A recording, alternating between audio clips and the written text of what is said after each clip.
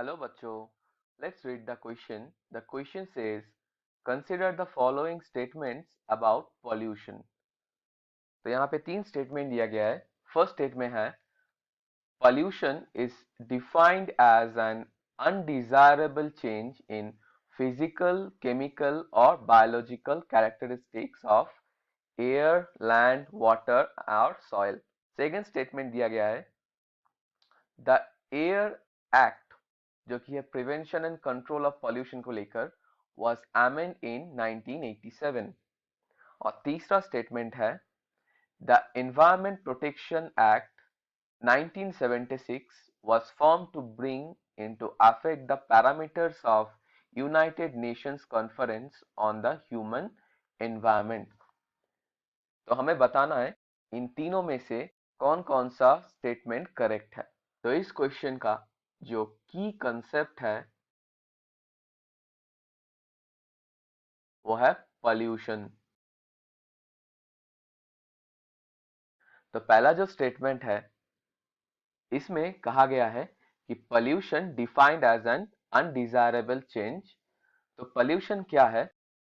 Air, water, land मतलब soil, इसमें pollutant add होने से अनडिजायरेबल चेंज आता है जिसकी वजह से हार्मफुल इफेक्ट क्रिएट होता है, उसे कहते हैं पॉल्यूशन. तो ये जो फर्स्ट स्टेटमेंट है ये करेक्ट है. सेकेंड स्टेटमेंट में कहा गया है the air prevention and control of pollution act was amend in 1987. ये भी करेक्ट है. ये जो अमेंडमेंट है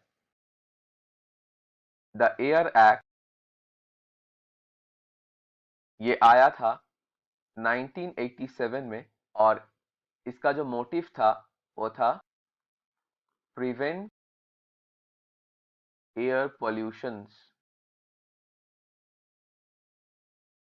और जो लास्ट स्टेटमेंट है द एनवायरमेंट प्रोटेक्शन एक्ट 1976, इसमें ये गलत है क्योंकि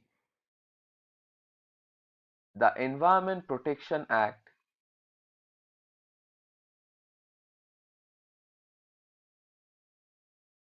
ये आया था 1986 में और इसको पास किया था इंडियन गवर्नमेंट और गवर्नमेंट ऑफ इंडिया. तो यहाँ पे स्टेटमेंट 1 एंड स्टेटमेंट 2 ये दोनों करेक्ट हो रहा है. तो यहाँ पे करेक्ट ऑप्शन हो जाएगा option number A. I hope you understood it well. Best of luck.